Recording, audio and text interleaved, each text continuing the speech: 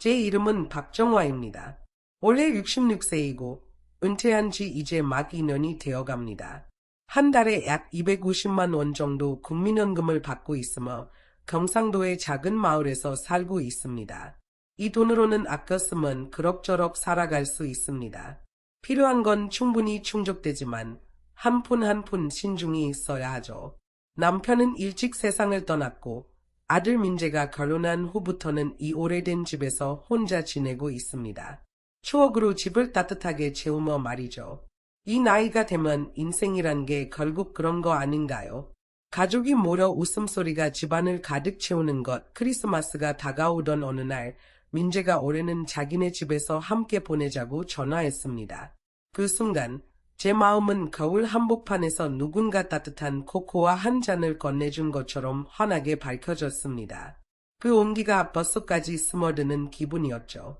전화를 끊자마자 저는 바로 준비를 시작했습니다. 옷장 깊숙이 넣어둔 오래된 여행 가방을 꺼내 먼지를 털고 또 털었습니다. 반짝거리는 제 모습이 희미하게 비칠 때까지요. 크리스마스를 위해 미리 준비해둔 새 스웨터는 이미 접혀 있었고 저는 그것부터 조심스럽게 가방에 넣었습니다. 그리고 몇 가지 물건들을 하나씩 챙겼습니다. 민재가 어릴 적 좋아했던 훈제 베이컨롤, 며느리 수진이가 좋아하는 지역굴, 그리고 제가 직접 만든 과일잼까지요. 하나도 빠뜨리지 않으려고 신중히 챙겼습니다. 짐을 싸던 중 손끝에 오래된 누런 사진 한 장이 스쳤습니다. 사진 속 민재는 10대 소년이었고 특유의 환한 미소를 띠고 있었습니다. 앞니 2개가 귀엽게 삐죽 나온 모습이었죠. 그 옆엔 젊은 시절의 제가 있었습니다. 검고 풍성한 머리카락, 자신감 넘치는 미소, 그리고 삶에 대한 굳은 희망이 가득 담긴 눈빛. 그렇게 수십 년이 순식간에 지나버렸습니다. 저는 제 인생 전부를 이 가족, 특히 민재에게 쏟아부었습니다. 민재가 어릴 적에는 방직 공장에서 야간 근무, 교대 근무를 하며 집에 돌아오면 녹초가 되어 서 있기도 힘들 정도였죠. 그래도 민재에게 더 나은 삶을 주기 위해서였습니다. 공장이 문을 닫고 난 뒤에는 벼룩시장에서 물건을 팔고 이런저런 아르바이트를 하며 민재를 대학에 보내고 그가 좋은 출발을 할 수 있도록 온 힘을 다했습니다. 민재가 결혼하고 안정된 삶을 살게 된 후에야 비로소 숨을 돌릴 수 있었습니다. 은퇴 후의 삶은 맑은 물 한 잔처럼 담백했습니다. 하지만 민재와 그의 가족을 볼 때마다 삶이 조금 더 달콤해지는 기분이 들었습니다. 다만 그 달콤함이 이미 독으로 물들어 있는 줄은 몰랐습니다. 민재의 아파트에 도착했을 때 엘리베이터 문이 열리자 수진이가 벌써 기다리고 있었습니다. 그녀는 환하게 웃으며 달려와 말했습니다. 어머니, 드디어 오셨네요. 밖에 너무 춥죠? 얼른 들어오세요. 그녀는 제 여행 가방을 들고 바쁘게 움직였습니다. 앉으세요. 앉으세요. 따뜻한 차 한 잔 가져올게요. 민재는 서재에서 고개를 내밀며 피곤한 미소를 지었습니다. 엄마, 오셨어요. 그는 지쳐 보였고 눈 밑엔 다크서클이 짙게 드리워져 있었습니다. 연말이라 정신이 없어요. 계속 일하느라 바빴어요. 그의 말을 들으며 저는 가슴 한쪽이 살짝 아려왔습니다. 몸은 하나뿐인데 너무 무리하지 마라. 곧 수진이가 따뜻한 차를 가져왔습니다. 거실에 퍼지는 차의 아늑한 향기와 라디에이터의 온기가 저를 감쌌습니다. 제 작은 집의 냉기와는 완전히 다른 세상이었죠. 수진이는 제 여행 가방을 손님 방에 옮기고는 저녁 준비를 시작했습니다. 그녀가 만든 저녁은 풍성하고 훌륭했습니다. 향기로운 소고기 구이, 부드럽고 촉촉한 찜생선, 그리고 상큼한 반찬들까지. 그녀의 요리 실력이 정말 많이 늘었더군요. 저는 칭찬을 아끼지 않았고 그녀는 웃으며 말했습니다. 어머니께서 좋아하시니 정말 기뻐요. 자주 놀러 오세요. 매일 이렇게 해드릴게요. 하지만 그녀의 웃음에는 어딘가 지나치게 완벽한 느낌이 있었습니다. 너무 매끈하고 잘 짜인 퍼즐 같았죠. 제게 음식을 계속 권하며 세심하게 신경 쓰는 모습도 그랬습니다. 새로 산 옷이 어깨에 어색하게 맞지 않는 것처럼 뭔가 미묘하게 어긋난 느낌이 들었습니다. 한편 민재는 별 생각 없이 음식을 입에 넣으며 계속 휴대폰을 들여다봤습니다. 무언가가 그의 마음을 끌어당기는 듯했죠. 식탁은 겉으로는 활기찼지만 그 아래에는 삼킬 수도 뱉을 수도 없는 가시처럼 답답한 무언가가 걸려 있었습니다. 다음 날 아침 수진의 부모님이 도착했습니다. 집에 들어오자마자 수진의 어머니 김정자는 수진을 크고 화려하게 끌어안았습니다. 두 사람은 금세 수다를 떨며 웃음소리를 거실 가득 채웠습니다. 마치 나머지 사람들은 사라진 듯했죠. 저는 한쪽에 서서 잠시 투명인간이 된 듯한 기분이 들었습니다. 수진의 아버지 김영호는 좀 더 점잖았습니다. 그는 제게 악수를 청하며 몇 마디 정중한 인사를 나눴습니다. 하지만 정자는 달랐습니다. 그녀는 오랜 공직 생활을 했던 사람 특유의 태도를 가지고 있었습니다. 그녀의 눈길이 제 오래된 울코트를 스쳐 지나갔습니다. 몇 년째 입고 있는 두툼하고 튼튼한 코트였죠. 따뜻하긴 했지만 유행에서 한참 벗어난 옷이었습니다. 그녀는 살짝 입꼬리를 올렸지만 그건 웃음이라기보다는 미묘한 건물에 가까웠습니다. 그 순간 제가 늘 자부심을 느꼈던 코트가 갑자기 초라하게 느껴졌습니다. 갑자기 제 코트가 그녀의 시선 아래에서 얇고 초라해진 듯 느껴졌습니다. 저녁 식사 자리에는 은근한 긴장감이 감돌았습니다. 민재와 영호는 최신 금융 뉴스에 대해 몇 마디 나누었고 수진과 정자는 동네 소문, 슈퍼마켓 할인, 그리고 누구의 아이가 최근에 학년이 올랐는지에 대해 활발히 대화를 이어갔습니다. 저는 조용히 앉아 음식을 조금씩 집어먹으며 이 자리에 제가 어울리지 않는다는 생각을 떨칠 수 없었습니다. 곧 정자의 날카롭고 잘 들리는 목소리가 대화를 이끌기 시작했습니다. 우리는 연금으로 한 달에 거의 1,500만 원 정도 들어와요. 그녀는 차잔을 우아하게 들어 올리며 말했습니다. 그녀의 눈길이 빠르게 저를 스쳐 지나갔습니다. 지출도 별로 없으니 삶이 아주 편안하죠.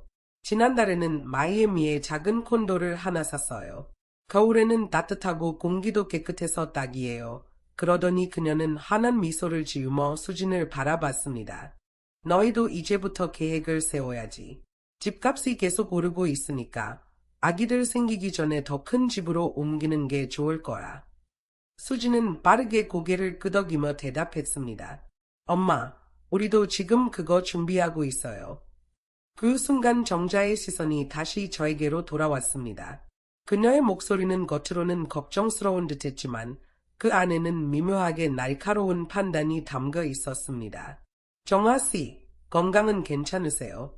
수진한테 들으니 연금이 많지는 않다고 하던데 생활비는 괜찮으신가요?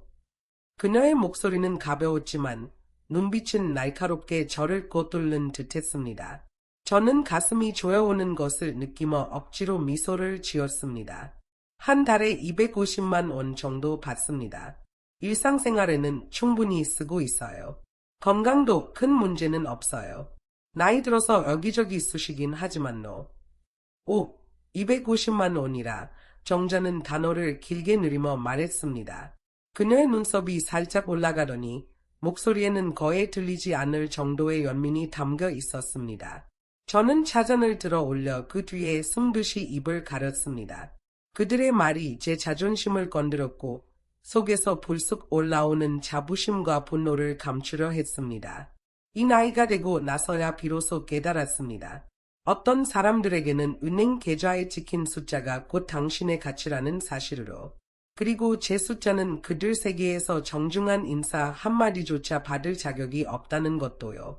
저녁 식사 후 민재는 영호를 서재로 불러 투자 문제에 대해 상의했습니다.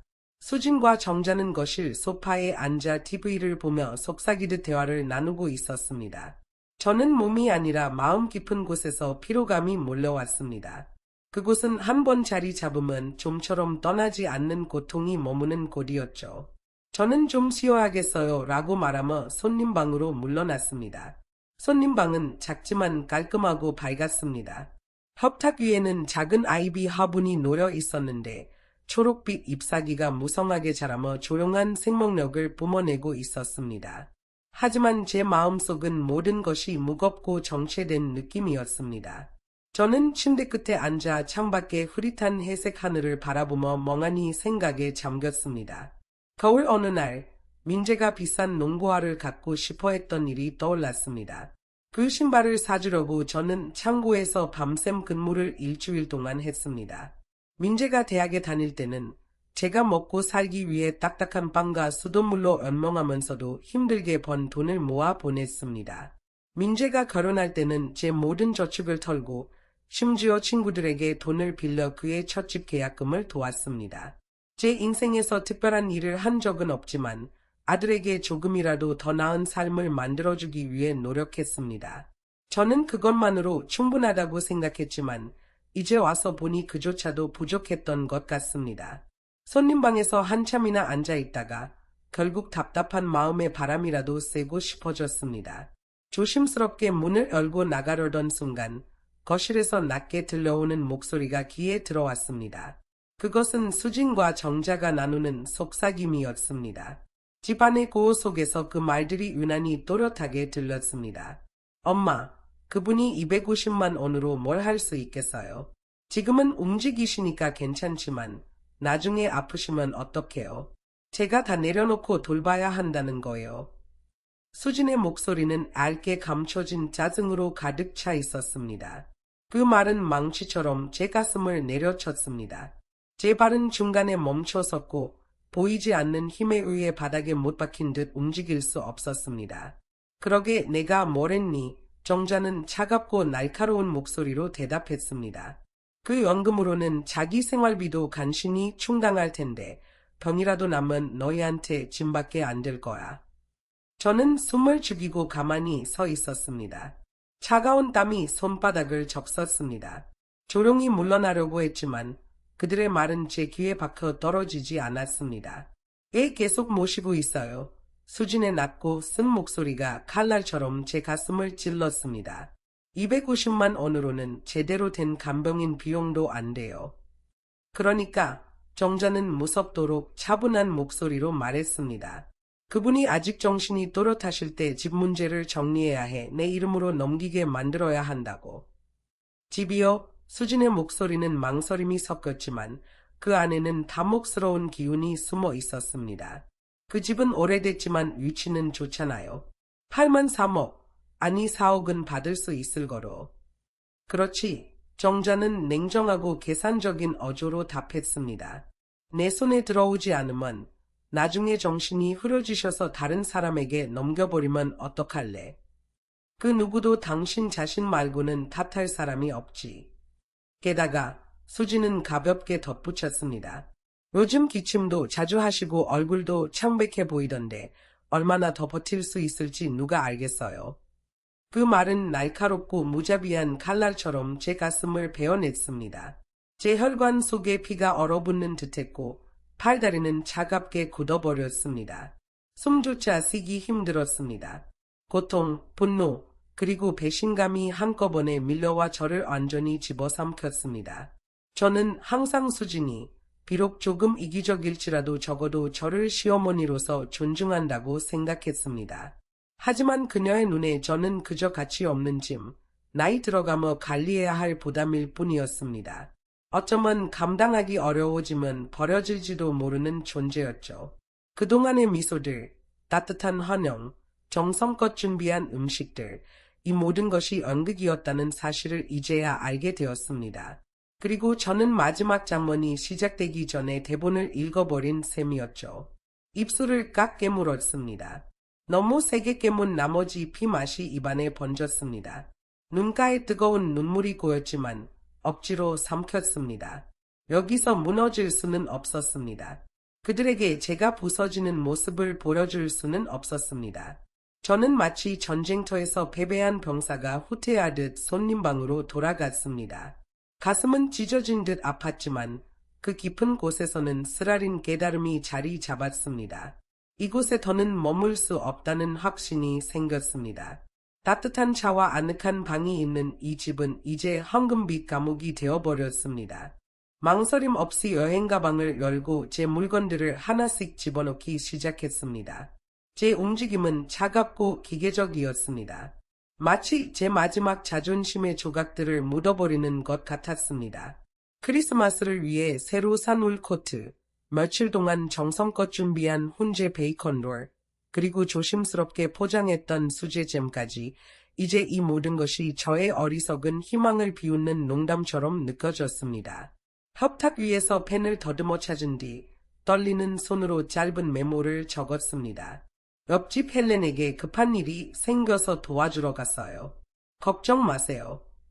글씨는 삐뚤빼뚤하고 엉망이었습니다. 제 마음속에서 휘몰아치는 혼란의 거울 같았습니다.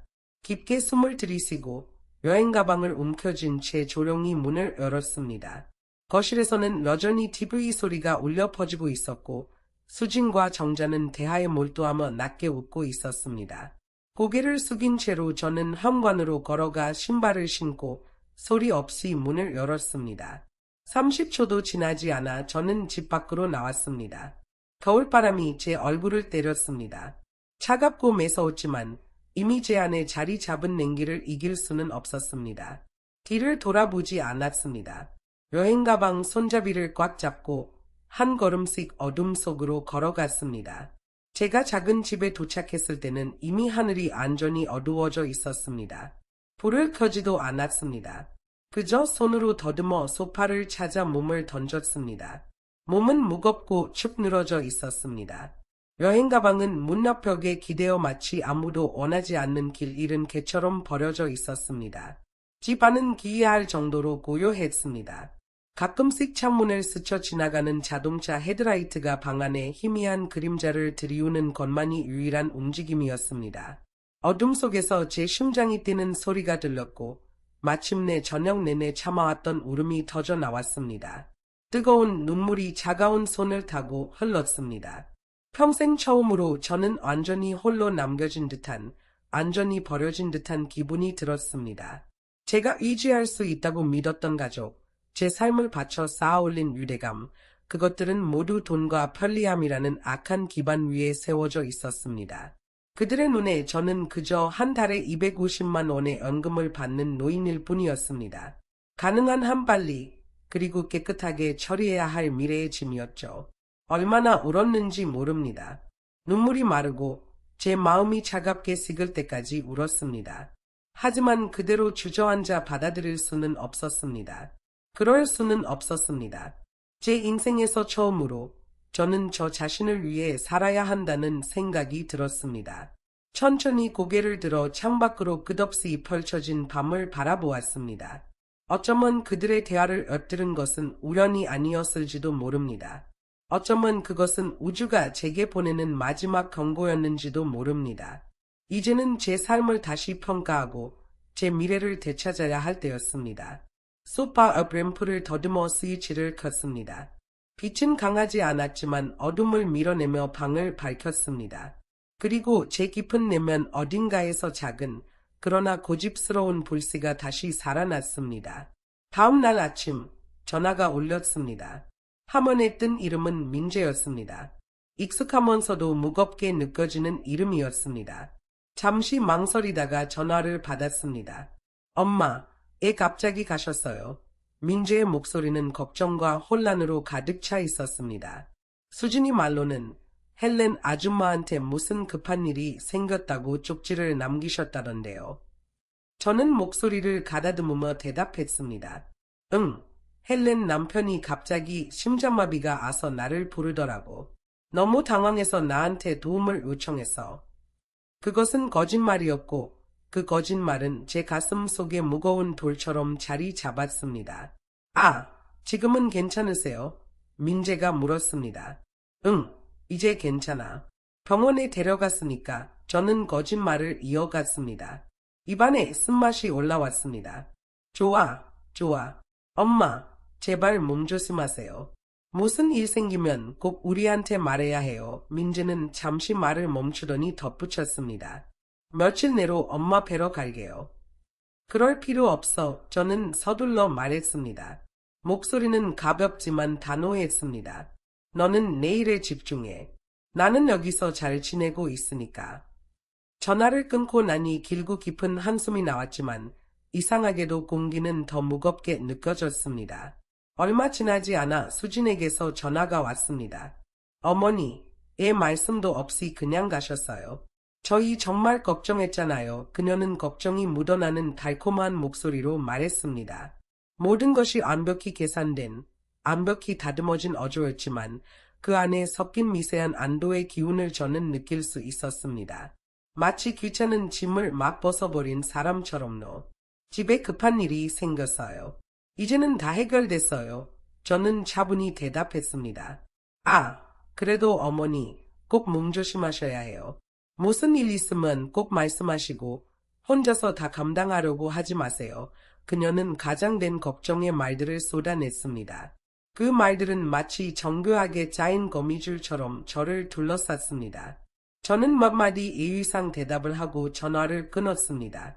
손에 들린 어두운 화면을 바라보며 쓴웃음을 지었습니다. 가장 잔인했던 것은 제가 이 연극을 끝까지 함께해야 한다는 사실이었습니다. 그들이 정성껏 준비한 무대 위에서 모든 것이 괜찮은 척 연기를 계속해야 했습니다. 어쩌면 이게 어른이 된다는 것일지도 모릅니다. 멍든 마음을 미소로 감추고 상처를 침묵으로 덮는 것 말입니다. 발렌타인데이 이틀 후 민재가 마침내 저를 보러 왔습니다. 그는 소파에 뻣뻣하게 앉아 손을 만지작거리며 무언가 무거운 짐을 짊어진 듯한 모습이었습니다. 그것을 어떻게 내려놓아라 할지 모르는 사람처럼 보였습니다. 엄마, 그날. 그는 겨우 들릴 정도로 낮은 목소리로 말을 꺼냈습니다. 뭔가 들으셨어요? 제 가슴이 살짝 조여왔지만 얼굴은 여전히 평온했습니다. 뭘 들었다는 거니? 아니, 저는 가볍고 고른 목소리로 대답했습니다. 민재는 한참 동안 저를 바라보았습니다. 마치 제 눈속 깊은 곳에 숨겨진 무언가를 읽으려는 듯 말입니다. 저는 그의 시선을 똑바로 마주했습니다. 겉으로는 평온했지만 가슴속에서는 조용히 피가 흐르고 있었습니다. 하지만 지금은 말할 수 없었습니다. 모든 것을 드러낸다면 그것은 그에게도 저에게도 더 힘든 일이 될 것입니다. 아무런 의미도 없었습니다. 민재는 결국 시선을 떨구고 긴 침묵 끝에 중얼거리듯 말했습니다. 엄마, 가끔 수진이 말하는 건 그냥 흘려들으세요. 진심이 아닐 때도 많아요. 결국 그는 그녀를 선택했음을 다시금 느꼈습니다. 저는 살짝 고개를 끄덕였을 뿐 더는 아무 말도 하지 않았습니다. 방 안에는 어색한 침묵이 감돌았고 벽에 걸린 오래된 시계의 초침 소리만이 그 침묵을 깼습니다. 민재는 조금 더 머물며 제 건강을 걱정하고 약을 잘 챙겨 먹으라는 당부를 남긴 뒤 자리에서 일어났습니다. 저는 창문 너머로 그가 계단을 급히 내려가 거리로 사라지는 모습을 지켜보았습니다. 회색빛 우호우 속으로 삼켜지는 작은 외로운 모습이었습니다. 제 안에는 슬픔과 실망이 있었습니다. 하지만 무엇보다 익숙한 체념이 자리 잡고 있었습니다. 제가 인생을 바쳐 키운 아들은 결코 저를 진정으로 이해하지 못할 것이라는 사실으로 민재가 떠난 뒤 집은 다시 익숙한 고요 속으로 돌아갔습니다. 저는 소파에 홀로 앉아 시계 초침 소리를 들으며 시간을 보냈습니다. 그 소리는 마치 제 삶이 얼마나 공허해졌는지를 무심히 상기시키는 메아리 같았습니다. 그제야 저는 처음으로 진지하게 생각하기 시작했습니다. 은퇴 후의 삶이란 도대체 어떤 모습이어야 하는가? 장을 보고 부엌일을 하고 가끔 공원에서 친구들과 체스를 두거나 잡담을 나누는 것, 그것은 너무 단조롭고 너무 밋밋했습니다. 마치 너무 오래 방치된 물처럼 뜨겁지도 차갑지도 않은, 맛도 향도 없는 그런 삶이었습니다. 그날 밤 민재의 집에서 들었던 말들은 마치 흐릿한 안개를 찢고 울리는 천둥소리 같았습니다. 저는 더 이상 이렇게 살 수는 없었습니다. 자리에서 일어나 평생을 살아온 이 오래된 집을 정리하기 시작했습니다. 먼지가 쌓인 찬장을 열어 잊고 지냈던 물건들을 하나하나 꺼냈습니다. 쓸모없는 것들은 쓰레기 봉투에 던졌고 여전히 의미가 있는 것들은 조심스럽게 따로 두었습니다. 낡은 나무 상자 깊숙이 저는 또 다른 삶의 흔적들을 발견했습니다. 누렇게 변색된 사진첩들, 공장 바닥에서 환하게 웃고 있는 작업복 차림의 제 모습, 단정한 정장을 입은 남편과 간소한 흰 드레스를 입고 그의 어깨에 기대어 서 있는 결혼식 사진, 그리고 통통하고 볼이 발그레한 어린 민재의 모습. 그의 미소는 햇살처럼 환했습니다. 사진들 사이에는 몇십 년 동안 보지 못했던 상장들도 있었습니다. 우수사원, 최고 기술자라는 문구가 적힌 상장들, 그리고 지역사진 동호회 회원증도 있었습니다. 저는 그것을 집어들고 먼지를 부드럽게 불어냈습니다. 희미해진 금빛 글씨를 손가락으로 더듬으며 기억들이 밀려들었습니다. 젊은 시절, 저는 사진을 정말 사랑했습니다. 돈이 빠듯했던 시절에도 몇 달 동안 아껴가며 중국 캐논 카메라를 샀던 기억이 떠올랐습니다. 어디를 가든 그 카메라는 항상 제 곁에 있었습니다. 심지어 도시 사진 동호회에 가입해 경험 많은 사진가들에게 기술을 배우기도 했습니다. 제가 찍은 사진 몇 장은 공장의 사내 소식지에도 실렸습니다. 하지만 삶은 점점 더 바빠졌고 늘어나는 청구서들에 밀려 사진은 점점 제 삶에서 멀어져 갔습니다. 제 카메라는 어느 구석에 밀려나 먼지에 뒤덮인 채 잊혀졌습니다. 민재를 키우고 생계를 책임지느라 바쁜 나날 속에서 사진은 사치처럼 느껴졌습니다. 하지만 지금 돌아보니 뷰파인더를 통해 빛을 줬던 그 시절은 제 삶에서 가장 순수하고 진실된 순간들이었습니다. 힘들었지만 그만큼 생생하고 충만했던 날들이었죠. 저는 낡은 동호회 회원증을 조심스럽게 내려놓으며 오랫동안 느끼지 못했던 설렘이 가슴 깊은 곳에서 피어오르는 것을 느꼈습니다. 왜 다시 시작하지 못하겠습니까? 아직 시간도 있고 아직 힘도 남아 있습니다. 제 남은 삶을 조용히 아무도 모르게 흘려보낼 수는 없었습니다. 옷장을 뒤져 오래된 캐논 카메라를 찾아냈습니다. 떨리는 손으로 카메라를 닦아내며 먼지를 털어냈습니다. 오래된 물건이었지만 여전히 제 눈에는 아름다웠습니다. 그 순간 저는 결심했습니다. 지역 커뮤니티 센터에서 사진 강좌에 등록하고 제대로 다시 시작하기로요. 다음 날 깔끔하게 다림질한 스웨터를 입고 지역 커뮤니티 센터의 입학 사무실로 들어섰습니다. 입학 담당자는 따뜻하고 친절하게 저를 도와주었고 초급 사진 강좌에 등록할 수 있었습니다. 등록서 상단에 적힌 포토그래피 100일 초이라는 글자를 보자 가슴이 두근거렸습니다. 긴장과 설렘이 뒤섞인 감정은 마치 첫 월급을 받았을 때의 기분과 비슷했습니다. 새로 발급받은 학생증을 손에 꼭 쥔 채 건물 밖으로 나왔을 때 햇살이 어깨를 감싸는 느낌이 마치 축복처럼 다가왔습니다. 그 순간 저는 20살의 제 모습을 떠올릴 수 있었습니다. 카메라를 손에 들고 세상을 향해 두 눈을 활짝 열었던 그 시절의 저를요. 커뮤니티 센터에서의 삶은 제가 상상했던 것보다 훨씬 더 풍요로웠습니다. 대부분의 반 친구들은 저처럼 은퇴한 사람들이었고 모두가 자신이 잊고 지냈던 부분들을 다시 발견하고 있었습니다. 수업 시간에는 웃음소리와 쉽게 나누는 대화들, 그리고 끝없이 쏟아지는 이야기들로 가득했습니다.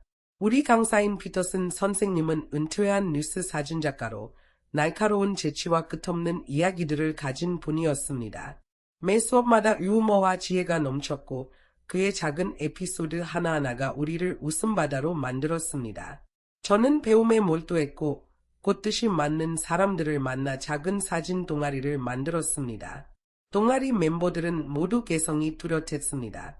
건축가였던 마르타는 건축 구조물을 찍는 데 탁월한 재능을 가졌고 철학 교수 출신의 톰은 거리의 삶과 사람들의 자연스러운 순간을 포착하는 데 열정이 있었습니다. 그리고 활기 넘치는 린다는 꽃과 푸른 하늘로 가득한 사진들을 찍으며 항상 밝은 에너지를 뿜어냈습니다. 우리는 금세 친해졌고 동아리 이름을 황금 렌즈 클럽이라고 지었습니다. 매주 말 우리는 함께 사진 산책을 나갔습니다.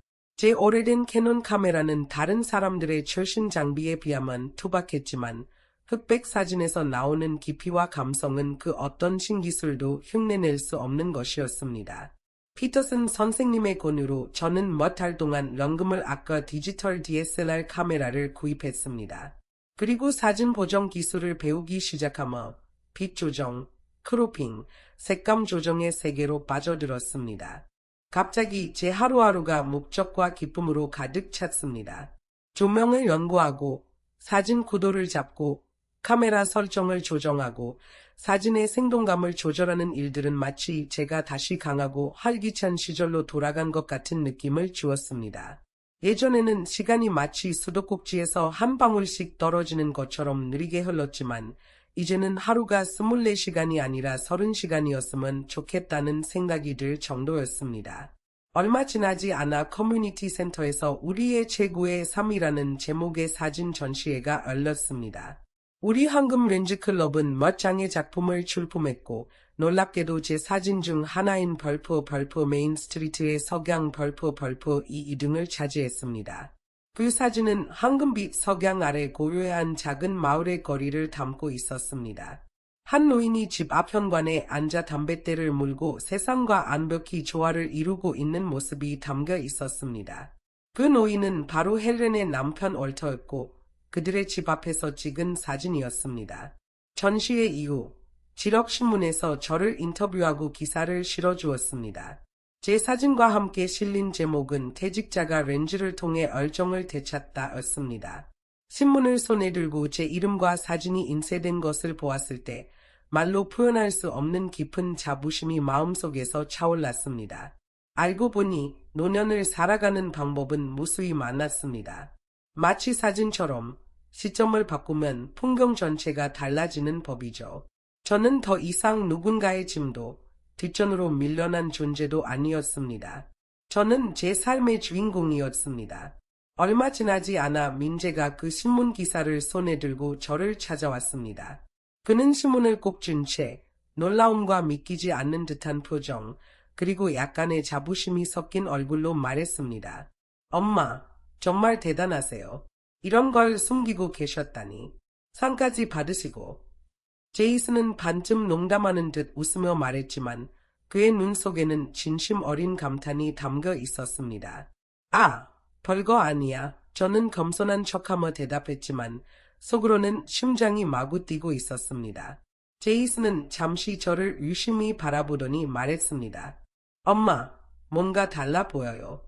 훨씬 밝아 보이고 뭔가 에너지가 넘쳐요. 처음으로 그게 느껴져요. 그의 시선은 이전과는 달랐습니다. 예전처럼 의무감에서 나오는 형식적인 걱정이 아니었습니다. 그것은 진정한 존경이었고 더 따뜻하고 제 마음 깊은 곳에 조용한 기쁨을 채워주는 감정이었습니다. 며칠 후 아만다가 전화를 걸어왔습니다. 우리는 한참 동안 이야기를 나누다가 그녀가 무심한 듯 말을 꺼냈습니다. 살럿, 사진에 꽤 진심이신 것 같아요. 상도 받으셨다면서요. 근데 그 카메라들 되게 비싸지 않아요. 그녀의 명랑한 어조 뒤에 숨겨진 미묘한 떨림을 바로 알아챘습니다. 그녀는 단순히 대화를 나누려는 게 아니었습니다. 제 돈 씀씀이를 걱정하며 떠보는 것이 분명했습니다. 저는 미소를 지으며 가볍게 대답했습니다. 아, 별거 아니에요. 그냥 작은 취미일 뿐이에요. 요즘은 소소하게 투자도 배우고 있어서 장비 살 돈 정도는 벌고 있어요. 제가 어떤 투자인지 얼마나 벌었는지는 말하지 않았습니다. 그녀를 일부러 궁금하게 놔두었습니다. 전화기 너머로 아주 잠깐의 침묵이 흘렀고 곧 아만다의 목소리는 한층 더 따뜻해졌습니다. 아, 정말 대단하시네요. 진짜 멋지게 사시는 것 같아요. 살럿. 근데 너무 무리하지는 마세요. 전화를 끊고 나서 저는 혼자 미소를 지었습니다. 참 재미있지 않나요? 누군가의 인정에 집착하지 않을수록 사람들은 더 신중하게 다가오기 시작합니다. 기대고 있는 사람들은 당연하게 여기지만 스스로 서 있는 사람은 불편함을 주는 법이죠. 시간이 지나면서 제 작은 사진 취미는 점점 더 큰 동력을 얻기 시작했습니다. 저는 처음엔 재미로 풍경 사진과 거리 사진을 온라인 사진 플랫폼에 올렸습니다.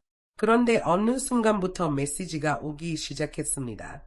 웹사이트, 잡지, 카페 장식용으로 제 사진 사용권을 사고 싶다는 요청이었습니다. 친구의 제안으로 저는 작은 온라인 스토어를 열어 사진 이나무를 팔기 시작했습니다. 처음엔 작은 프로젝트로 여겼지만 놀랍게도 사업은 점점 커졌습니다. 제 사진 몇 장은 독립출판물의 표지를 장식했고 몇몇은 카페 벽을 꾸미는 데 사용되었으며 또 다른 것들은 집 장식용으로 개인들에게 팔렸습니다. 플랫폼 수수료와 인하 비용을 제하고도 한 달에 30에서 40만 원 정도의 수익이 생겼습니다. 큰 돈은 아니었지만 저에게는 모든 것을 의미했습니다. 돈 자체의 문제가 아니었습니다. 제 방식대로 제 조건으로 가치를 창출할 수 있다는 것을 증명하는 일이었으니까요. 제 작은 성공 이야기는 결국 아만다에게도 전해졌습니다. 그 이후로 그녀의 태도는 완전히 바뀌었습니다.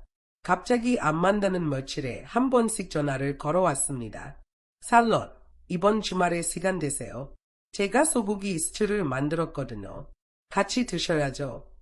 살롯, 날씨가 추워지더라고요. 새 스웨터를 샀는데 언제 와서 가져가실래요?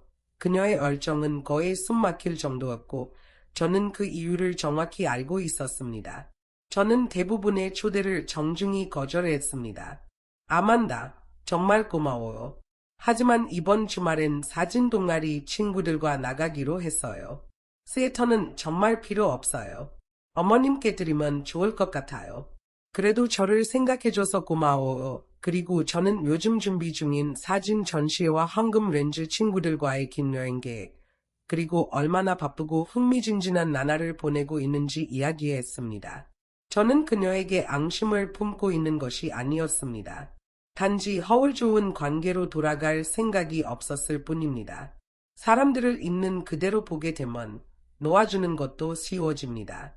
이제는 다른 사람의 인정으로 제 가치를 측정할 필요가 없었습니다.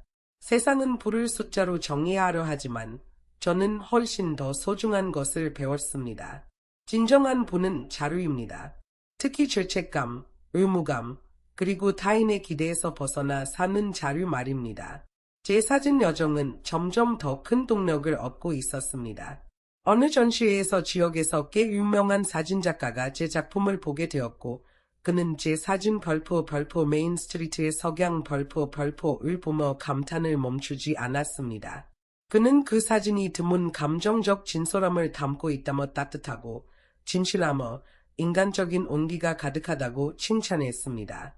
그의 추천 덕분에 저는 다가오는 시티 아트 페스티벌에 작품을 전시할 기회를 얻게 되었습니다. 저는 가장 좋은 작품 5점을 신중하게 골라 다시 편집하고 인화한 후 액자에 넣었습니다. 개막일, 저는 새로 산 회색빛 파란색 트렌치코트를 입고 가슴에 전시자 배지를 자랑스럽게 달았습니다. 제 사진들 앞에 서 있는 동안 긴장과 자부심이 뒤섞인 감정이 제 안에서 소용돌이 쳤습니다. 전시회장은 방문객들로 북적였고 저는 사람들이 제 사진 앞에 멈춰서서 그것들을 바라보고 서로 속삭이는 모습을 가슴 두근거리며 지켜보았습니다. 몇몇 젊은이들은 휴대폰을 꺼내 사진을 찍기도 했습니다. 그들의 시선은 집중적이고 거의 경건한 느낌마저 들었습니다. 진심으로 인정받는다는 그 감정은 압도적이었고 아름다웠습니다. 그 순간 마치 제가 다시 30살로 돌아간 것 같았습니다. 눈길 한쪽 끝에서 2명의 익숙한 모습을 발견했습니다. 제이슨과 아만다였습니다. 그들은 군중 가장자리에 서서 제 사진을 바라보다가 저를 힐끔힐끔 쳐다보았습니다. 그들의 얼굴은 놀라움, 믿기지 않는다는 표정, 그리고 어딘가 어색한 감정을 숨기지 못하고 있었습니다. 아만다는 가볍게 숨을 들이마시더니 얼굴에 환한 미소를 억지로 띄우고 제 쪽으로 걸어왔습니다. 살롯, 정말 축하드려요. 작품이 정말 놀라워요. 완전 프로 수준이에요. 그녀는 약간 가장된 목소리로 말했고 표정은 어딘가 불편해 보였습니다. 제이슨도 뒤따라오며 가볍게 제 어깨를 두드렸습니다. 엄마, 진짜 몰랐어요. 이렇게 잘하시는 줄은. 저는 차분히 고개를 끄덕이며 대답했습니다. 고마워. 그 순간 제 안에는 아무런 동요도 없었습니다. 인생의 아이러니란 이런 것이죠. 누군가의 인정을 더 이상 갈망하지 않을 때 그들은 인정하려고 안간힘을 씁니다. 하지만 그때쯤엔 그들의 박수가 아무런 의미도 없게 됩니다. 목소리를 한층 낮추며 그녀는 속삭였습니다. 그냥 약간의 촉이 자금만 있으면 돼요. 저는 속으로 차가운 미소를 지었습니다. 드디어 본색을 드러냈군요. 그녀는 계속해서 달콤하고 집요한 어조로 말을 이어갔습니다. 살럿, 요즘 투자 감각도 좋으시고 사진 판매도 잘 되고 있잖아요. 애 안 돕겠어요. 그렇게 큰 금액도 아니에요. 한 1억 원 정도. 올해 말쯤이면 배당금도 나올 거예요. 사진 한 장 한 장으로 버는 것보다 훨씬 쉽죠. 그녀의 눈빛은 더 이상 저를 보고 있지 않았습니다. 그녀는 단지 걸어 다니는 ATM을 보고 있을 뿐이었습니다. 저는 찻잔을 들어 천천히 가장자리로 숨을 불며 말했습니다. 페트리사, 저를 생각해 주셔서 정말 감사해요.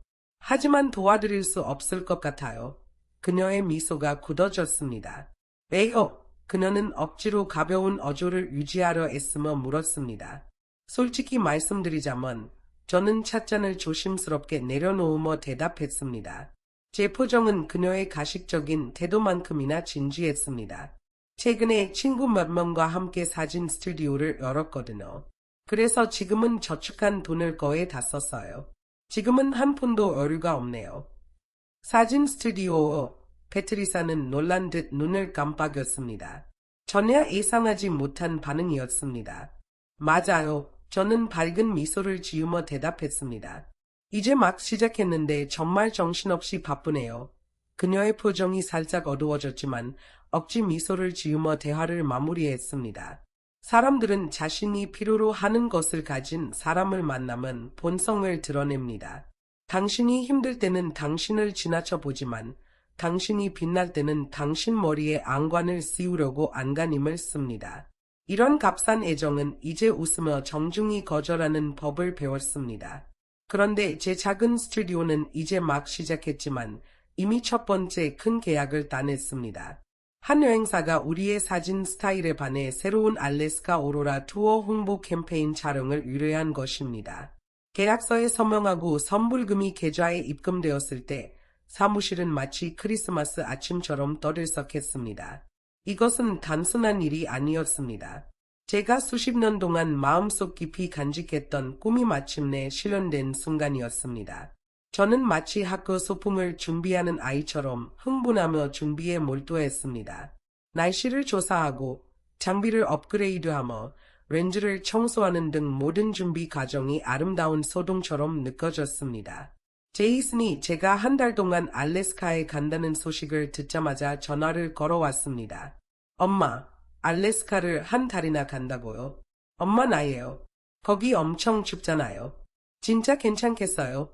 그의 목소리에는 걱정이 깃들어 있었지만 그 밑에는 다른 무언가가 있었습니다. 더 날카롭고 딱딱한 무언가. 엄마는 잘 지내고 있어. 저는 웃으며 대답했습니다. 팀 전부가 함께 갈 거야. 서로 잘 챙길 테니까 걱정하지 마. 근데 한 달 동안이나요. 엄마가 그 스튜디오의 중심인데. 그리고 여행 경비도 엄청나게 들 거 아니에요. 그가 진짜 걱정하는 부분이 드러났습니다. 그는 제가 제 자신에게 너무 많은 투자를 하고 있다고 생각하며 자신이 비상용으로 남겨둔 백업 플랜이 사라질까 봐 두려워하고 있었습니다. 저는 속으로 한숨을 쉬었지만 밝은 목소리를 유지하며 대답했습니다. 물론 비용이 많이 들지. 하지만 이번에는 여행사가 경비를 부담해줘. 그리고 스튜디오는 톰이랑 린다가 내가 없는 동안 잘 관리할 거야. 엄마, 다시 한번 생각해보는 게 좋지 않을까요? 그럴 필요 없어. 저는 부드럽게 그를 끊으며 말했습니다. 이미 티켓을 예매해서. 젊었을 땐 대출금, 학비, 끝없는 책임에 묶여 살았잖아. 이제는 내 차례야. 더 이상 새로운 지평을 놓치지 않을 거야. 제이슨은 전화기 너머로 침묵했습니다. 젊었을 때는 생존이 최우선이었고 대출과 의무에 짓눌려 삶의 의문을 품을 여유조차 없었습니다. 하지만 나이가 들면서 진정한 교훈을 얻었습니다. 자료는 주어지는 것이 아니라 하나하나 힘들고 의도적으로 내딛는 발걸음으로 얻는 것입니다. 알래스카는 제가 상상했던 것보다 훨씬 더 숨막히게 아름다웠습니다. 오로라는 밤하늘을 가로지르며 춤추듯 빛을 흩뿌렸고 마치 하가가 온 우주를 캔버스에 던져놓은 것 같았습니다. 우리는 늙은 사진작가들의 작은 무리를 이루어 영하의 밤을 헤치고 얼어붙은 땅을 걸으며 매 순간의 기적적인 색채를 포착했습니다. 그 과정은 고되고 뼈까지 시리게 추웠으며 지치게 만들었지만 제 심장은 오랜만에 이렇게 살아있음을 느꼈습니다. 그것은 순수하고 억압되지 않은 기쁨이었습니다. 한 달 동안 우리는 촬영을 성공적으로 마쳤을 뿐 아니라 우리 스튜디오는 첫 번째로 상당한 수익을 올렸습니다. 하지만 더 중요한 것은 이 여행에서 제 삶을 바꿀 누군가를 만났다는 것입니다. 그녀의 이름은 에밀리 산체스였습니다. 그녀는 저보다 2살 어린 오로라를 쫓는 또 다른 솔로 여행자였습니다. 우리는 한적한 마을의 작은 아일 시장에서 우연히 만났습니다. 대화가 시작되었고 곧 우리는 사진 외에도 공통점이 많다는 것을 깨달았습니다. 에밀리는 은퇴 전 커뮤니티 칼리지 강사였고 몇 년 전 남편을 잃었으며 자녀들은 다른 주로 흩어져 있었습니다. 그녀는 지금 혼자 살고 있었고 독립적이며 이야기가 넘치는 사람이었습니다. 우리는 사진, 여행, 인생에 대해 이야기했습니다. 여행 후반부쯤에는 서로 떨어질 수 없는 친구가 되었습니다. 서로의 사진을 찍어주고 식사를 나누며 서로를 챙겨주었습니다. 에밀리와 함께 있는 시간은 모든 것이 쉽고 가벼웠습니다. 숨겨진 의도도 외모감도 없었습니다. 단순하고 진실한 우정뿐이었습니다. 여행이 끝날 때 그녀는 저를 꼭 안아주며 웃으며 말했습니다. 샬럿, 당신을 만난 게 이번 여행에서 가장 좋은 일이었어요. 이제 건강 회복하고 나면 다음 목적지는 아이슬란드예요. 거기 오로라는 더 멋지대요. 약속해요. 저는 주저없이 웃으며 대답했습니다. 집에 돌아와 저는 점점 늘어나는 은행 잔고와 하드드라이브에 저장된 수백 장의 숨막히는 사진들, 그리고 에밀리와 함께 찍은 우스꽝스러운 셀카를 바라보며 말로 표현할 수 없는 깊은 만족감을 느꼈습니다. 60세 이후의 삶이 이전의 삶보다 훨씬 더 짜릿할 수 있다는 것을 알게 되었습니다. 특히 당신을 소중히 여기지 않는 사람들과 일들에 더 이상 시간을 낭비하지 않을 때 말입니다. 사진 스튜디오 잘 되고 있죠? 요즘 어떤 큰 프로젝트를 하고 계세요? 에밀리도 혼자 사시죠? 두 분 자주 만나시겠어요? 샬럿, 이 집을 리모델링할 때가 된 것 같지 않으세요? 현대적으로 꾸미면 얼마나 멋질까요? 아만다의 질문은 모두 뿔처럼 달콤했지만 그 안에는 날카로운 탐색이 숨어 있었습니다. 그녀가 무엇을 하고 있는지 정확히 알 수 있었지만 저는 여전히 미소를 유지하며 가벼운 어조로 대답했습니다. 아무것도 내주지 않았습니다. 그러나 어느 오후 모든 것이 바뀌었습니다. 저는 사오를 하러 갔습니다. 아직 회복 중이라 움직임이 느렸고 시간을 천천히 보냈습니다. 사오를 마치고 어깨에 수건을 걸친 채 나왔을 때 서재를 지나치며 문틈으로 그녀가 보였습니다. 아만다가 제 책상 앞에 서서 도둑처럼 서류를 뒤지고 있었습니다. 심장이 쿵쾅거리며 저는 조용히 다가갔습니다. 그녀는 제 은행 명세서와 보험 서류를 들고 있었습니다. 잠시 동안 세상이 기울어지는 것 같았습니다. 알래스카의 바람보다 더 날카로운 한기가 저를 휘감았습니다. 그녀는 제가 가장 약하고 말 그대로 아무것도 입지 않은 상태에서 제 개인 문서를 뒤질 기회를 기다렸던 것입니다. 치밀어 오르는 분노가 당장 폭발할 것 같았지만 저는 참았습니다. 지금은 아니었습니다. 만약 지금 그녀를 대면하면 제가 우위를 잃을 것이 뻔했습니다. 더 현명하게 대처해야 했습니다. 복도에서 일부러 크게 목청을 가다듬으며 천천히 일부러 발소리를 내며 침실로 걸어갔습니다. 뒤에서 들려오는 소동 소리가 들렸습니다. 아만다가 서류를 서랍에 급히 넣고 표정을 고쳐 잡으며 아무 일도 없었다는 듯 나왔습니다. 어머, 샬럿, 벌써 끝내셨어요. 물소리가 안 들리길래 그냥 기다리면서 좀 둘러봤어요. 그녀의 미소는 가식적이고 역겨웠습니다. 두려워할 사람은 낯선 사람이 아니라 가족이라는 이름으로 욕심을 포장한 사람들이었습니다. 그날 밤 저는 모든 창문과 문을 다시 한번 확인하고 중요한 모든 문서를 모았습니다. 집수리권 증서, 은행카드, 보험서류, 신탁계약서 등을 작은 금고에 넣었습니다. 몇 달 전에 조용히 설치한 금고였습니다. 며칠 후 에밀리가 집에 놀러 왔습니다. 우리는 부엌에서 차를 마시며 편안한 대화를 나누었습니다. 그 따뜻한 동료애가 제 안을 채웠습니다. 대화 도중 에밀리가 망설이며 컵을 만지작거렸습니다. 살럿, 사실 말할까 말까 고민했던 게 있어요. 에밀리, 괜찮아요. 우리 사이에 비밀은 없잖아요. 저는 부드럽게 대답했습니다. 그녀는 입술을 깨물더니 몸을 앞으로 기울였습니다. 며칠 전에 어떤 이상한 여자가 제 집에 찾아와서 살럿에 대해 이것저것 물어봤어요. 정말 자세히요. 건강 상태라든지 수입이라든지 자녀가 있는지 재혼 계획이 있는지 같은 것들이요. 무거운 불안감이 제 속에 자리 잡았습니다. 그 여자가 어떻게 생겼는지 기억나요?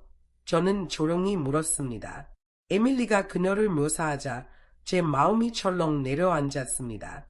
이건 분명 아만다의 짓이었습니다. 확신을 얻기 위해 저는 스튜디오에서 함께 일하는 톰에게 부탁했습니다. 그는 전직 경찰 행정원이었습니다. 톰은 금방 진실을 밝혀냈습니다. 아만다가 사설 탐정을 고용해 저에 대한 신상조사와 재정 상태를 확인하고 심지어 제 사업 파트너들에 대해서도 알아보려고 했던 것입니다. 그 순간 남아있던 희망의 조각마저 산산조각 났습니다. 그들에게 저는 가족이 아니었습니다. 그저 아직 현금화되지 않은 복권일 뿐이었습니다. 하지만 이상하게도 실망과 분노의 파도가 지나간 후 저는 미소를 지었습니다. 그들이 게임을 하고 싶다면 저도 준비가 되어 있었습니다. 이번에는 제가 규칙을 정할 차례였습니다. 그날 아만다가 제 집에 왔을 때 저는 일부러 전화기를 들고 거실 전체가 들을 수 있을 만큼 큰 목소리로 변호사에게 전화를 걸었습니다. 밀러 변호사님, 내일 오후에 제 집에 와주실 수 있을까요? 위원장을 수정하고 싶습니다. 최대한 빨리요. 제가 말을 꺼내자마자 거실에서 유리잔이 깨지는 날카로운 소리가 들렸습니다. 저는 속으로 미소를 지었습니다. 가족이 악탈자로 변했을 때 최고의 복수는 그들에게 잠 못 이루는 밤을 선사하는 것입니다. 다음 날 오후 약속한 대로 밀러 변호사가 도착했고 우연히도 아만다도 과일 바구니를 들고 나타났습니다. 변호사가 거실에 앉아 있는 것을 본 그녀의 미소는 마치 잘못된 얼굴에 붙여진 가면처럼 굳어졌습니다. 그녀의 표정은 어색하고 부자연스러웠으며 거의 우스꽝스러웠습니다. 저는 밀러 변호사를 앉게 한 뒤 아만다가 모든 말을 들을 수 있도록 천천히 분명하게 말을 꺼냈습니다. 밀러 변호사님, 위원장을 업데이트하고 싶습니다. 너무 늦기 전에 모든 것을 정리해 두는 것이 중요하다고 생각합니다. 저는 효과를 위해 한숨을 쉬며 목소리를 낮췄습니다. 제 나이와 최근 건강 문제를 고려할 때 모든 것을 명확히 해두는 것이 좋겠죠. 집, 저축, 그리고 스튜디오 지분이 있습니다.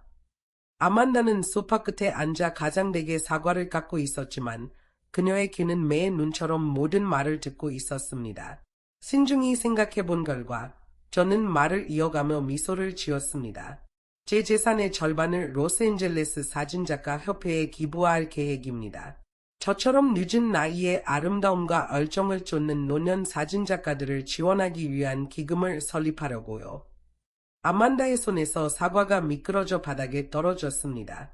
둔탁하고 불쾌한 소리가 났습니다. 그녀의 얼굴은 핏기가 사라졌고 입술이 떨렸습니다. 그녀의 눈은 마치 제가 그녀를 뺨이라도 때린 것처럼 넓게 열렸습니다.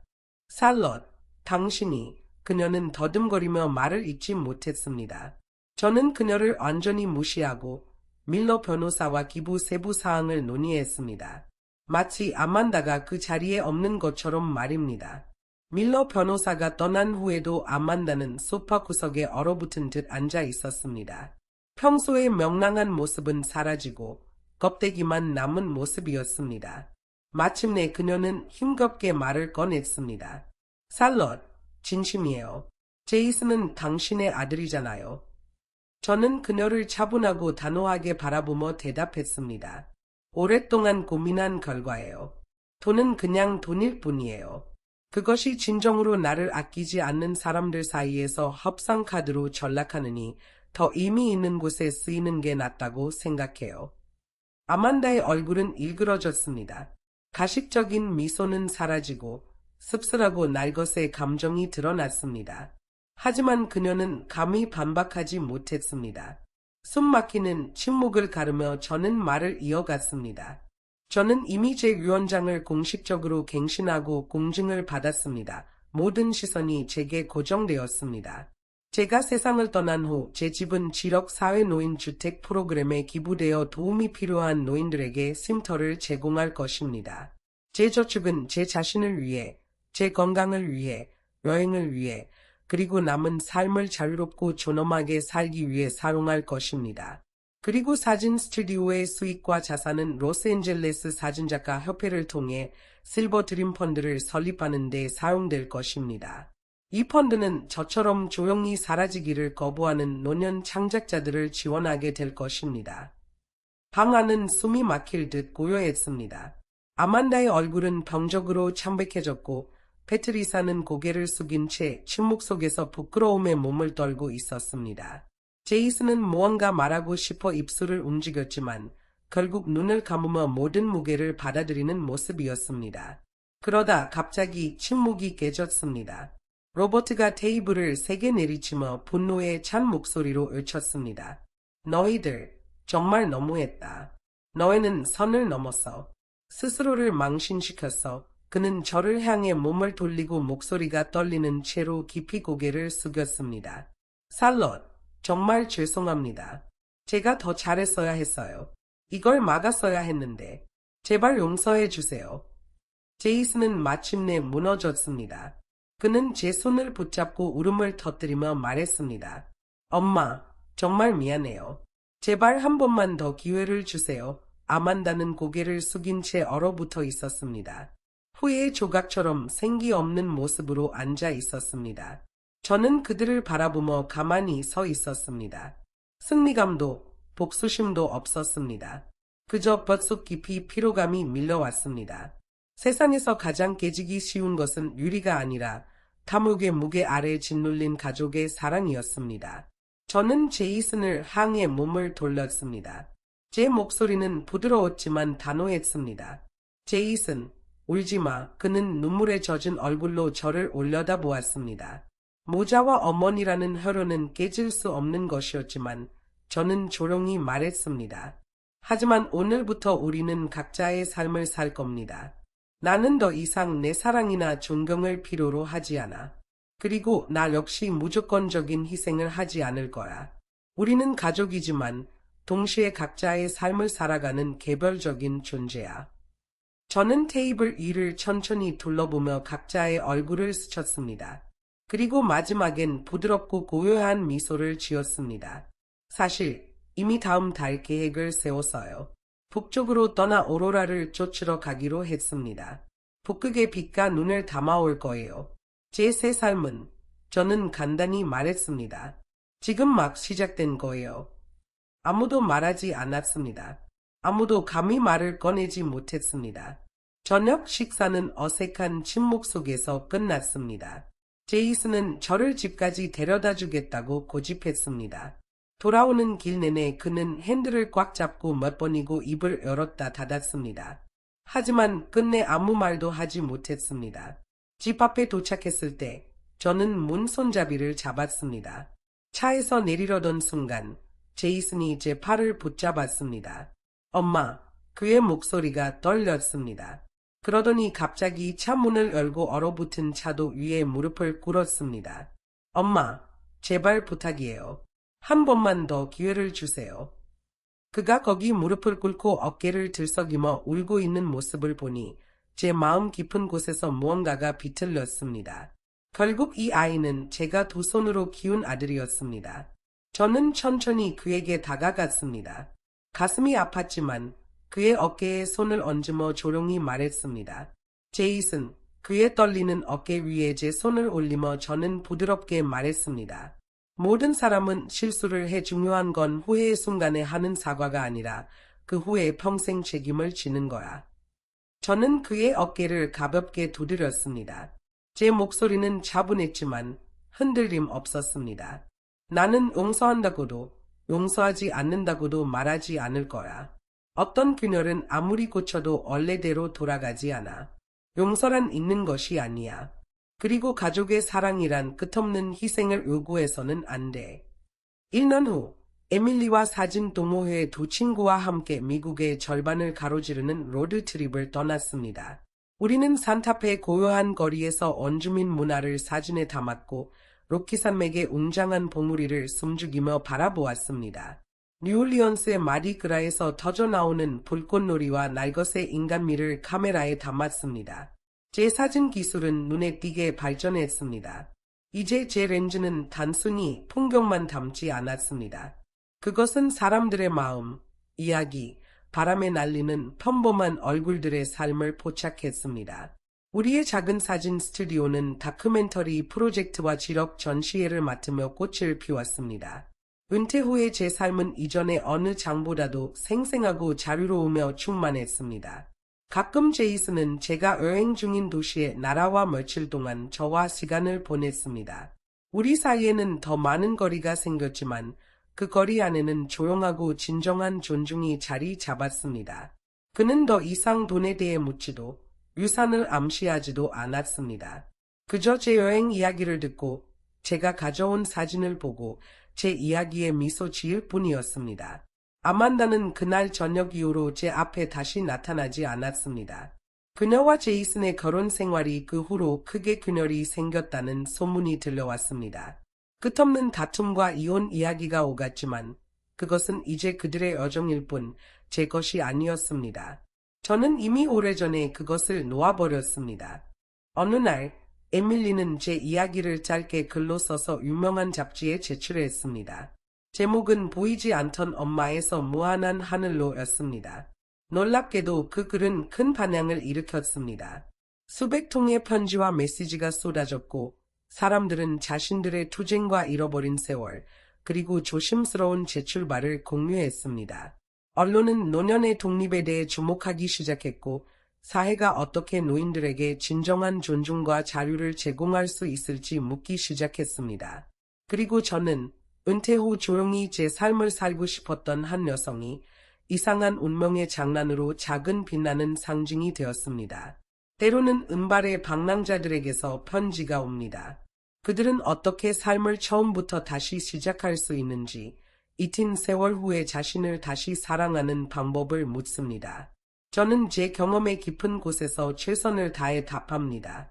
절대 늦지 않았습니다. 지금 이 순간부터라도 당신의 삶은 다시 시작될 수 있습니다.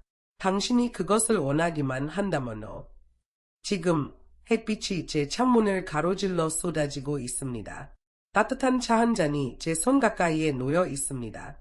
제 주변에는 동료 여행자들의 낮은 웃음소리와 빛이 가득합니다. 그리고 제 마음속에는 다음 모험에 대한 설렘만이 자리 잡고 있습니다. 돌이켜보면 모든 상처와 배신, 실망은 그저 길 위에 흩어진 돌멩이에 불과했습니다.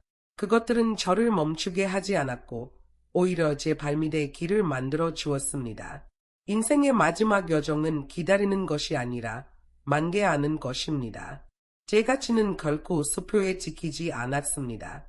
제 가치는 그리고 항상 그럴 것입니다. 온전히, 용감하게, 찬란히 저 자신으로 살아가는 데 있습니다.